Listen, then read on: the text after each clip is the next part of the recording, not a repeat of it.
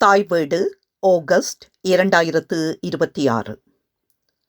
பண்டிப்பள்ளு வன்னி மண்ணின் வாழ்க்கை முறையும் கிராமிய அழகியல் வெளிப்பாடுகளும். எழுதியவர் சீனா ரமேஷ். வாசிப்பவர் ஆனந்தராணி பாலேந்திரா. தமிழ் இலக்கிய வரலாற்றில் சிற்றிலக்கியங்கள் மக்களின் வாழ்வியலையும் பண்பாட்டு மரபுகளையும் காலந்தோறும் பதிவு செய்துள்ளன. அவற்றுள் பள்ளு இலக்கியம் தனித்துவமான இடத்தை பெறுகிறது. பொதுவாக பள்ளு இலக்கியங்கள் உழவு தொழிலை மையமாக கொண்டு பள்ளன், பள்ளி, பண்ணைக்காரன் ஆகிய பாத்திரங்களினூடாக கிராமிய வாழ்க்கை, சமூக உறவுகள், நகைச்சுவை, நையாண்டி, இசை நயம் ஆகியவற்றை ஒருங்கிணைத்து வெளிப்படுத்துகின்றன. எனினும் இம்மரபிலிருந்து விலகி விலங்கையே மைய பாத்திரமாக கொண்டு உருவான அரிய படைப்பாக பண்டிப்பள்ளு விளங்குகிறது.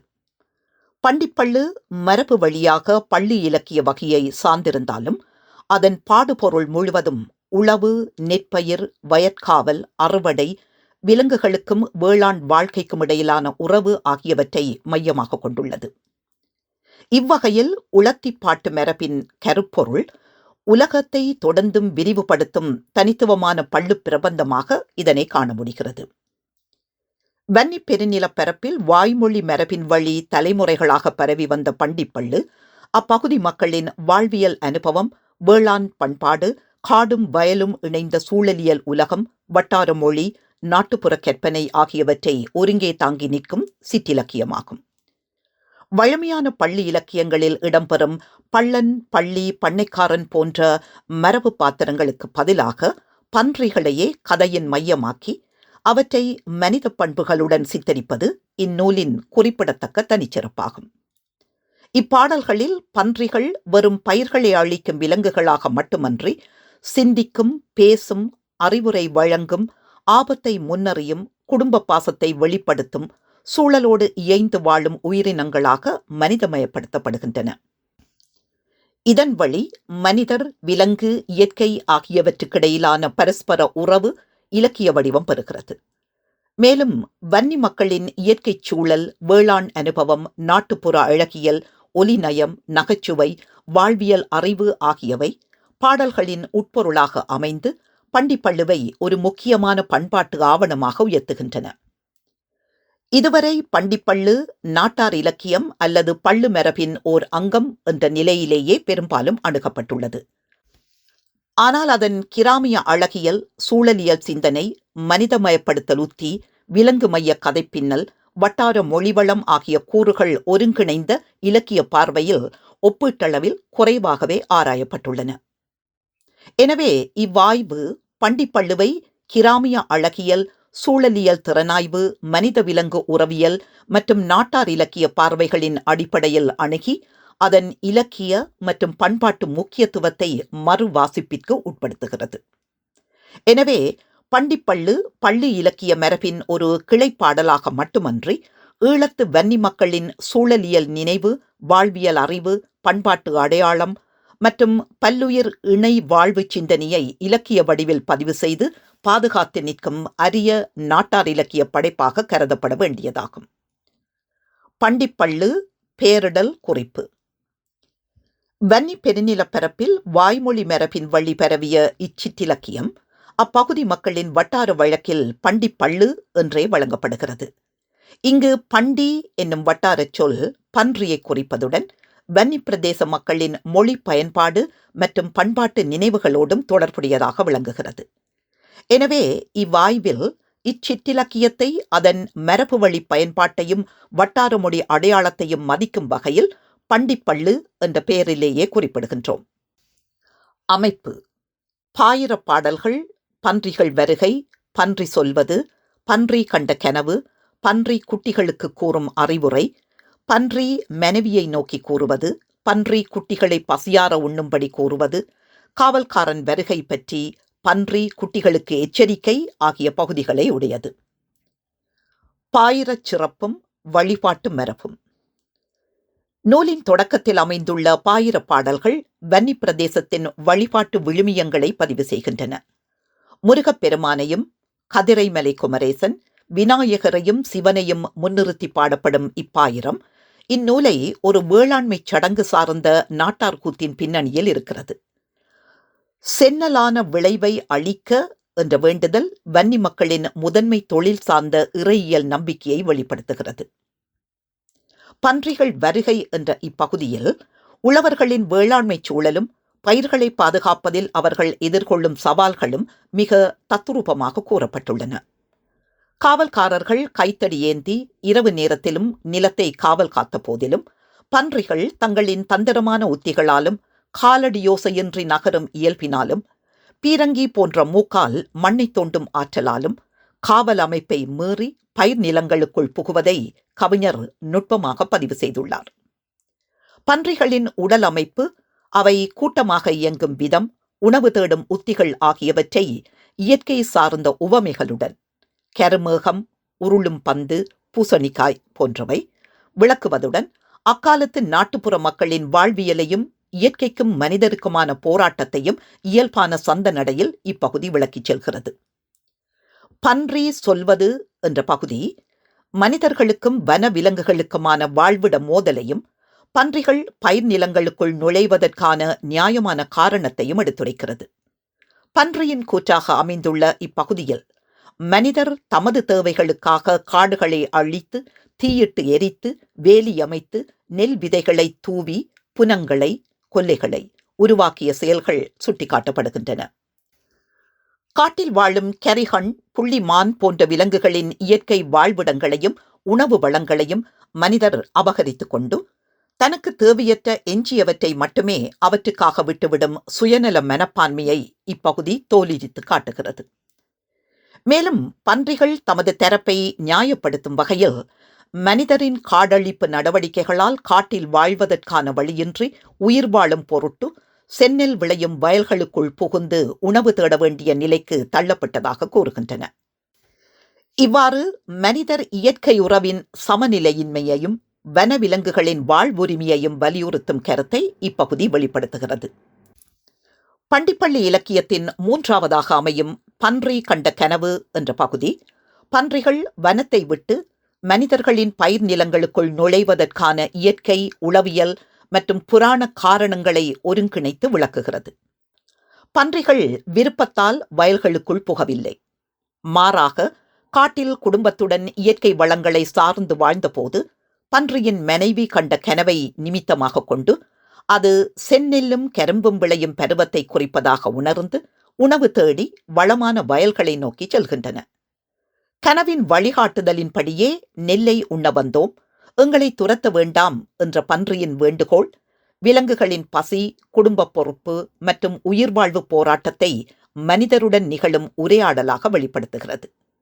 இதனால் பன்றிகளின் வயல் நுழைவு வெறும் பயிர்ச்சேதமாக அல்லாது இயற்கை நிமித்தம் உணவு தேடல், நாட்டுப்புற நம்பிக்கை மற்றும் விலங்குகளின் வாழ்வியல் ஆகியவற்றை இலக்கிய நயத்துடன் சித்தரிக்கும் பகுதியாக இது விளங்குகிறது. பன்றி குட்டிகளுக்கு கூறும் அறிவுரை என்ற பகுதி தாய்ப்பன்றியின் பாசம், குட்டிகளின் பாதுகாப்பு மற்றும் மனிதர்களின் வேட்டைத்தனத்தை வலியுறுத்தும் முக்கியமான பகுதியாகும்.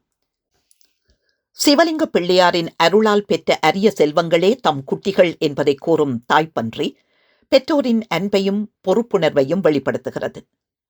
மனிதர்கள் குட்டியென்றும் பாராமல் சூழ்த்தடி, கொள்ளி முதலியவற்றால் இரக்கமின்றி உயிரை கொல்லக்கூடியவர்கள் என்றும் பிற உயிர்களின் துயரை உணராதவர்கள் என்றும் இயற்கை சார்ந்த உவமைகள் மூலம் எச்சரிக்கிறது.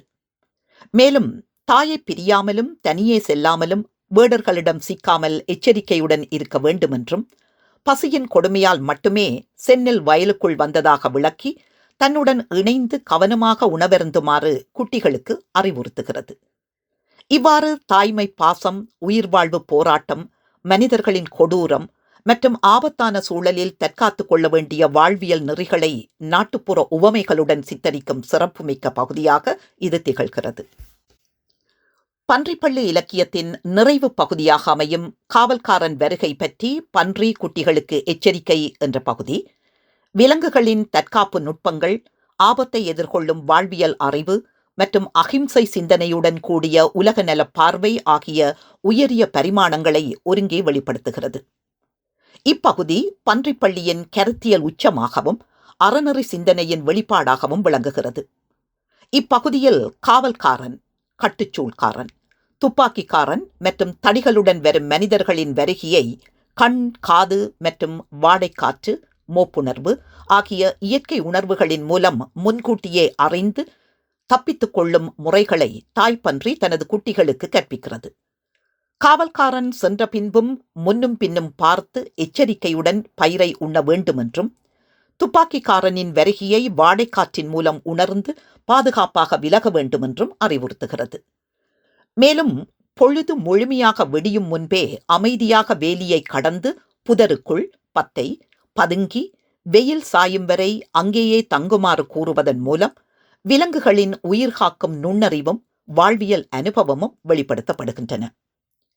கெட்டிக்கார காவல்காரன் சுருண்டு பாயில் உறங்கும் நேரத்தையும், பெண்கள் வந்தால் அவர் பயந்து விலகிச் செல்லும் சூழலையும் சுட்டிக்காட்டி, அத்தகைய தருணங்களில் அச்சமின்றி தைரியமாக நின்று உணவருந்துமாறு குட்டிகளுக்கு ஊக்கமளிக்கிறது.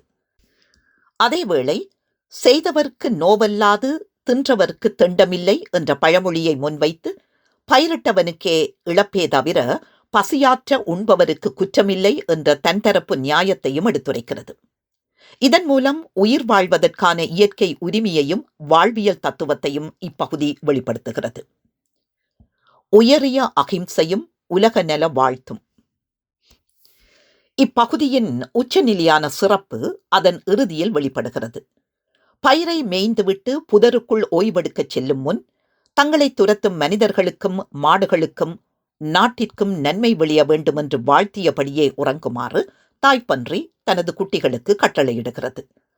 அது மட்டுமன்றி வன்னிவள நாட்டின் மக்கள், தாய், தந்தையர், தமிழ் அறிஞர்கள், வானம், பூமி, கடல் மற்றும் உலகிலுள்ள அனைத்து உயிரினங்களும் நலமுடன் வாழ வேண்டுமென்றும், வறுமையும் துன்பமும் நீங்கி நாடு வளம் பெற வேண்டுமென்றும் இறைவனிடம் மனமாற பிரார்த்திக்குமாறு அறிவுறுத்துகிறது. இவ்வாறு தன்னை துன்புறுத்துவோருக்கு கூட நன்மையே வேண்டுகின்ற உயரிய அகிம்சை சிந்தனையையும் உலக நலனை விரும்பும் பரந்த மனிதநேய பார்வையையும் இப்பகுதி எடுத்துரைக்கிறது. இவ்வாறு காவல்காரன் வருகை பற்றி பன்றி குட்டிகளுக்கு எச்சரிக்கை என்ற பகுதி உயிர்காக்கும் தற்காப்பு அறிவு, வாழ்வியல் அனுபவம், இயற்கை உணர்வுகளின் பயன்பாடு, உயிர் வாழ்வதற்கான இயற்கை உரிமை, அகிம்சை சிந்தனை மற்றும் உலக நல வாழ்த்து ஆகியவற்றை ஒருங்கிணைத்து வெளிப்படுத்துகிறது. பசியின் காரணமாக பிற உயிர்களின் வாழ்விடத்தில் நுழையும் நிலையிலும் பகை உணர்வை வளர்க்காமல் உலக நலனை வேண்டுவது நாட்டார் சிந்தனையில் காணப்படும் தனித்துவமான அறநெறி பார்வையாகும். தன்னை துரத்தும் மனிதர்களுக்கு கூட நன்மையே வேண்டுகின்ற கருணை மிக்க மனப்பான்மையை முன்னிறுத்துவதன் மூலம் இப்பகுதி பண்டிப்பள்ளி இலக்கியத்தின் கருத்தியல் உச்சமாகவும் அதன் அறநெறி மற்றும் பண்பாட்டு மாண்பை எடுத்துரைக்கும் மணிமுடியாகவும் திகழ்கிறது. பண்டிப்பள்ளு வன்னி மக்களின் வாழ்வியல் பதிவாக மட்டுமன்றி அவர்களின் சமய நம்பிக்கைகளையும் புராண மரபுகளையும் தன்னகத்தே கொண்டுள்ளது. நாட்டார் வாழ்க்கையும் இறை நம்பிக்கையும் ஒன்றோடொன்று பின்னி பிணைந்திருந்த நிலையை காட்டும் வகையில் இந்நூலில் இடம்பெறும் தொன்மக் குறிப்புகள் முக்கியத்துவம் பெறுகின்றன. பண்டிப்பள்ளி இலக்கியத்தில் தொன்மக் கதைகளின் தாக்கம். தமிழ் இலக்கிய மரபில் பக்தி இலக்கியங்கள் தொன்மக் கதைகளை மித்தாலஜி உள்வாங்கிக் கொண்டு இறைவனை போற்றும் மரபை தொன்று தொட்டே பின்பற்றி வருகின்றன. இறைவனின் திருவிளையாடல்களையும் அவர் அடியவர்களுக்கு அருளிய உதவிகளையும் பாடுபொருளாக கொண்டு இயற்றப்படும் இவ்வகை இலக்கியங்கள் பக்தி உணர்வுடன் புராண செய்திகளையும் இணைத்து செழுமைப்படுத்துகின்றன. அந்த வரிசையில் பண்டிப்பள்ளி இலக்கியம் விநாயக பெருமானின் அருட்செயல்களையும் முருகப்பெருமானின் வள்ளி திருமணத்திற்கு அவர் ஆற்றிய துணையையும் தொன்மக் கதைகளின் வழியாக அழகுற பதிவு செய்துள்ளது. விநாயகரும் மகாபாரதமும்.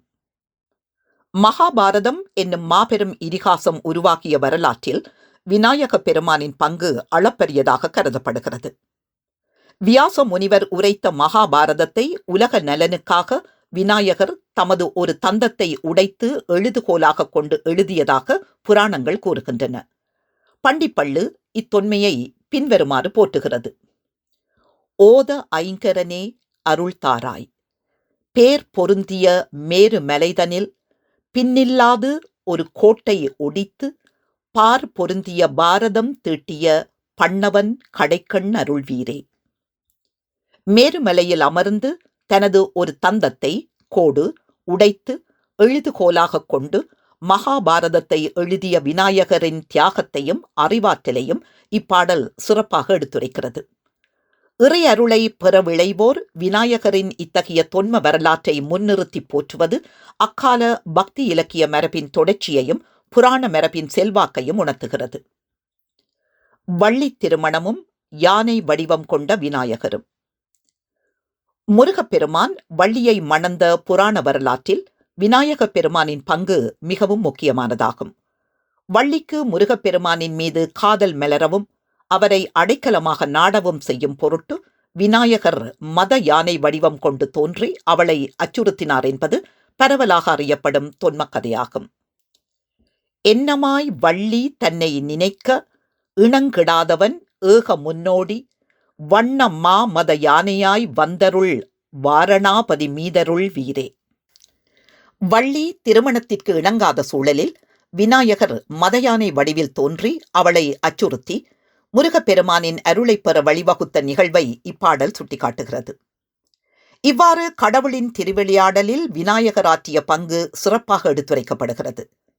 மேலும் இங்கு விநாயகர் வாரணாபதி என போற்றப்படுவது அவரது யானை முக திருவுருவத்தையும் வள்ளி திருமணத்தில் அவர் வகித்த இன்றியமையாத பங்கையும் நினைவூட்டுகிறது. பண்டிப்பள்ளு நூலில் இடம்பெறும் இத்தகைய தொன்மக் குறிப்புகள் அக்கால இலக்கியங்கள் கடவுளை வெறும் வழிபாட்டிற்குரிய தெய்வமாக மட்டுமன்றி மனித வாழ்வில் தலையிட்டு நல்வழிப்படுத்தும் கருணை மிக்க பேராற்றலாக கருதியதை காட்டுகின்றன. புராணச் செய்திகளை பக்தி இலக்கியத்தின் உட்பொருளாக இயல்பாக இணைத்து கூறியுள்ள விதம் பண்டிப்பள்ளி இலக்கியத்தின் பக்தி செறிவையும் புராண புலமையையும் இலக்கிய சிறப்பையும் மேலும் உயர்த்துகிறது.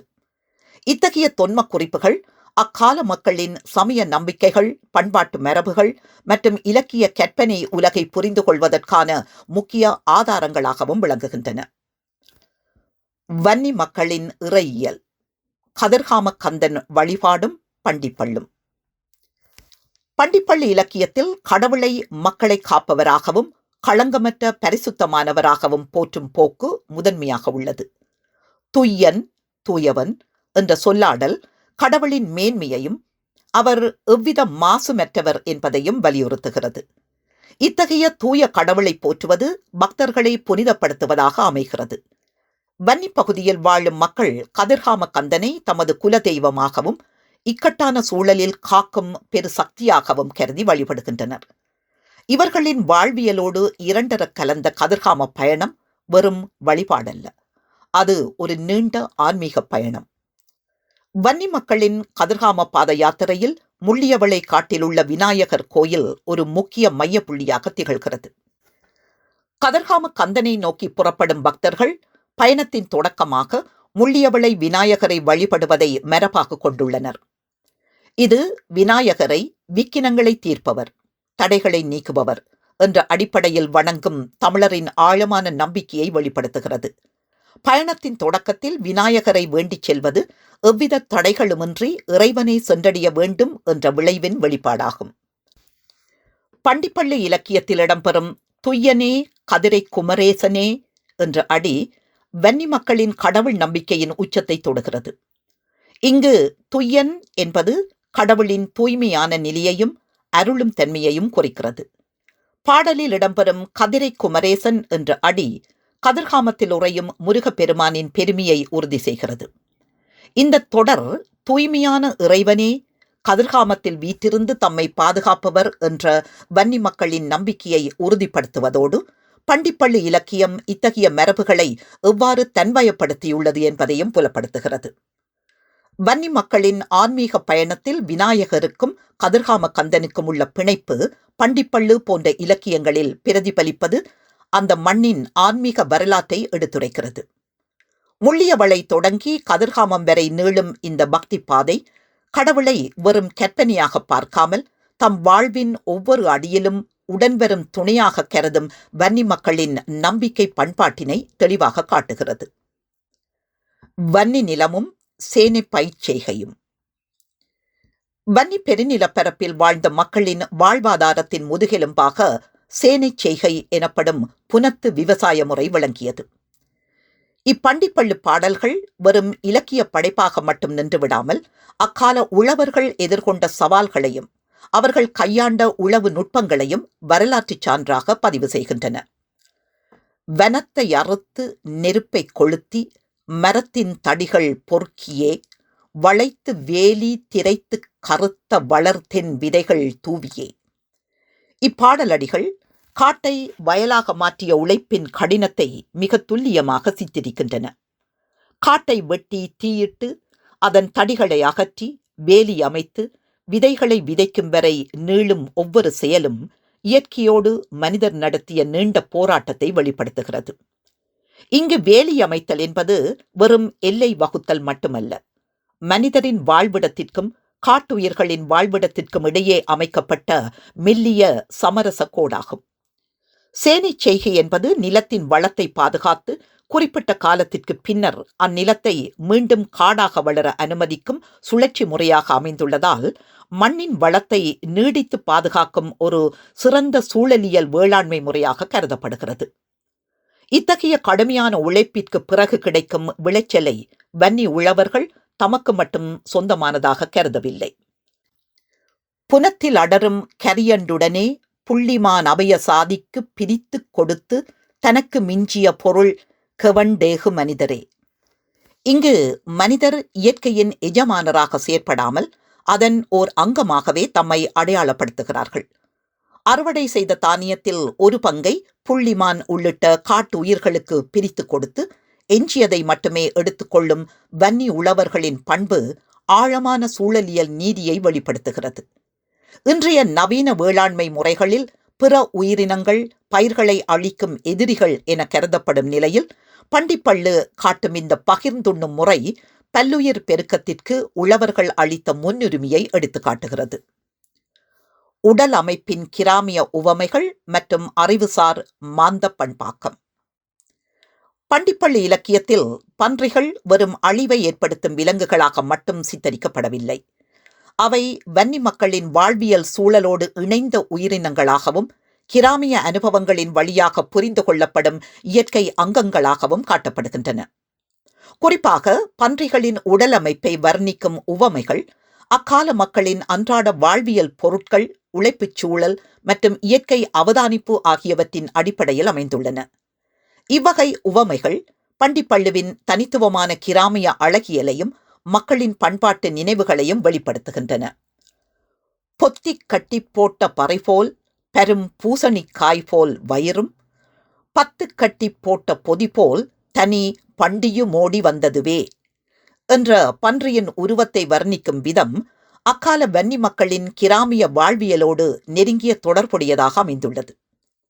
அறுவடை காலத்தில் கட்டப்படும் பொதிகள், வயல்களில் விளையும் பூசணிக்காய் போன்ற வடிவங்கள் ஆகியவற்றை உவமைகளாக பயன்படுத்துவது கவிஞரின் கூர்மையான அவதானிப்பு திறனை வெளிப்படுத்துகிறது.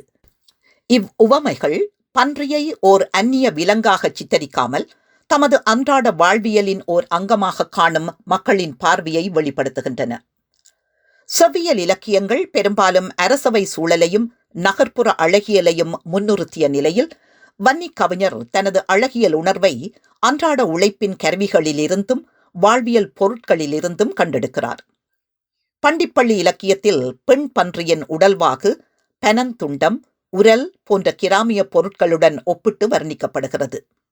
இது ஒரு தனித்துவமான கிராமிய யதார்த்த அழகியலாகும். உழைக்கும் மக்களின் வாழ்வில் உரலும் பனையும் அடிப்படை பயன்பாட்டு பொருட்களாக விளங்குகின்றன. அப்பொருட்களின் உறுதித்தன்மையிலும் வடிவ அமைப்பிலும் அழகை காண்பது அம்மக்கள் இயற்கையையும் தமது வாழ்வியலையும் எவ்வளவு நெருக்கமாக பின்னி பிணைத்திருந்தனர் என்பதற்கான சான்றாக அமைகிறது. இப்பாடல்களில் பன்றிகள் வெறும் விலங்குகளாக மட்டுமே சித்தரிக்கப்படுவதில்லை. மாறாக தந்திரமும் நுண்ணறிவும் கொண்ட மனிதர்களைப் போன்ற பண்புகளுடன் அவை உருவகப்படுத்தப்படுகின்றன. மோண்டு முனைத்தின் கீழ் வைத்த ஆமை முட்டையை சோதிக்கும் வித்தை, தோண்டிய குந்திடும் சொத்தை, சொண்டு சூழ்ச்சிய பண்டியும் வந்ததுவே என்ற வரிகள் மண்ணைத் தோண்டி உணவை தேடி கண்டறியும் பன்றிகளின் இயல்பை நயமாக பதிவு செய்கின்றன.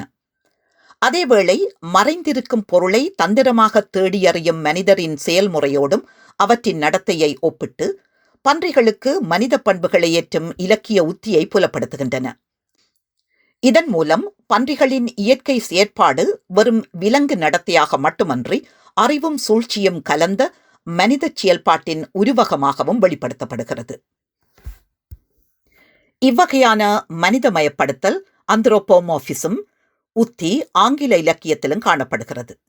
குறிப்பாக ஜோர்ஜ் ஆர்வெலின் விலங்கு பண்ணை நாவலில் பன்றிகள் மனித அறிவு, அதிகார வேட்கை, அரசியல் சூழ்ச்சி ஆகியவற்றின் உருவகங்களாக படைக்கப்படுகின்றன. எனினும் பள்ளி இலக்கியத்தில் பன்றிகளின் சித்தரிப்பு நாட்டுப்புற வாழ்வியலையும் நகைச்சுவை சுவையையும் மையமாக கொண்டதாக இருக்க, விலங்கு பண்ணை அரசியல் உருவக நோக்கத்தை கொண்டதாக அமைகிறது.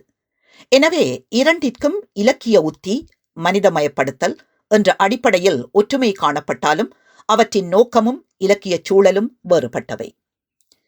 பீரங்கி போற் சொத்தை கொண்டு மண் பேர்த்திடும் வல்லமை கண்டு ஆரம்பியாமலே நடந்தே ஆள் பார்த்து பண்டியும் வந்ததுவே.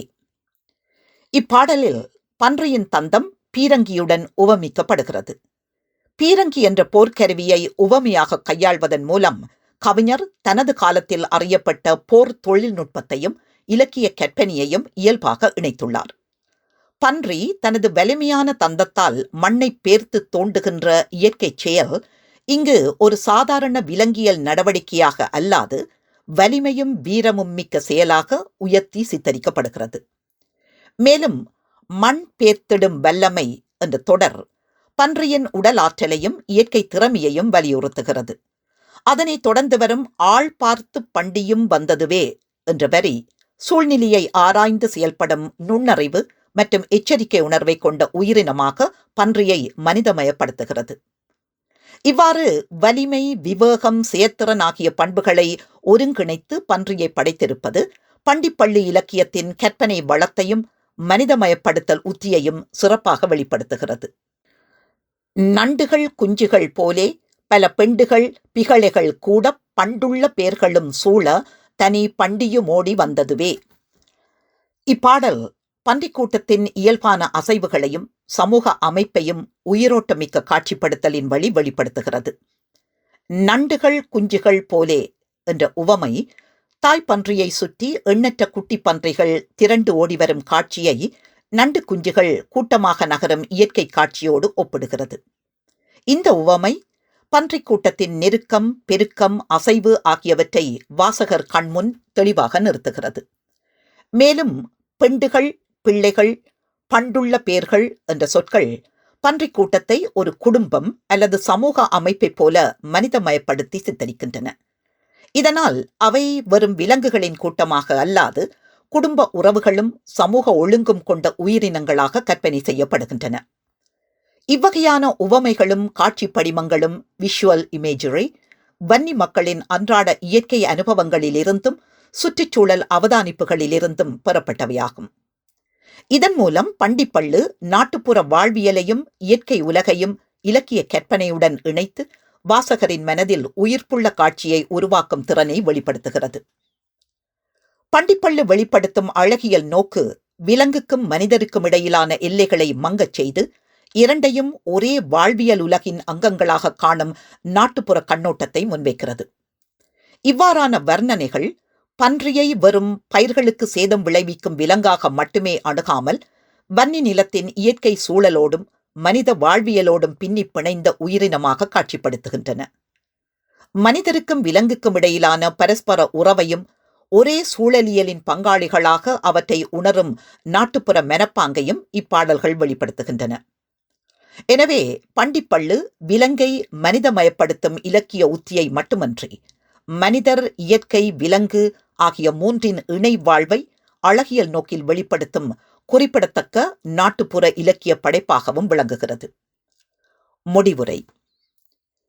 பண்டிப்பள்ளு கருத்துச் செறிவோடு மட்டுமன்றி கலை நயத்திலும் சிறந்து விளங்கும் நாட்டார் இலக்கிய படைப்பாகும்.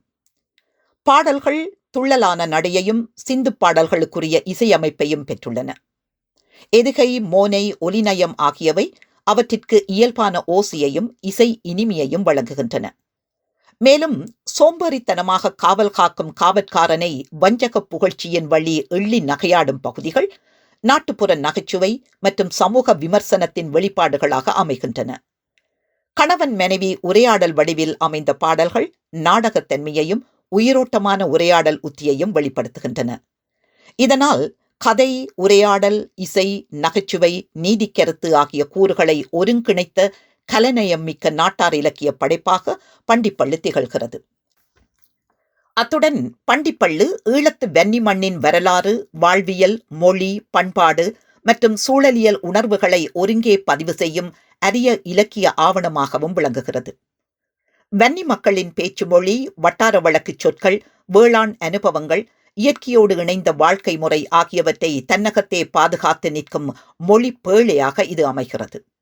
குறிப்பாக பன்றிகளை வெறும் பயிர்களுக்கு இடையூறு விளைவிக்கும் உயிரினங்களாக அல்லாமல் மனிதருடன் ஒரே சூழலியலை பகிர்ந்து வாழும் உயிர்களாக சித்தரிப்பதன் மூலம் மனிதர், விலங்கு, இயற்கை ஆகியவற்றின் இணை வாழ்வு சிந்தனையை இந்நூல் வெளிப்படுத்துகிறது. எனவே பண்டிப்பள்ளு ஒரு சாதாரண பள்ளி இலக்கிய படைப்பாக மட்டுமன்றி வன்னி மக்களின் வாழ்வியல் அறிவு, நாட்டார் கற்பனை, கிராமிய அழகியல், சூழலியல் உணர்வு ஆகியவற்றை சுமந்து நிற்கும் முக்கியமான பண்பாட்டு ஆவணமாக மதிக்கப்பட வேண்டியதாகும்.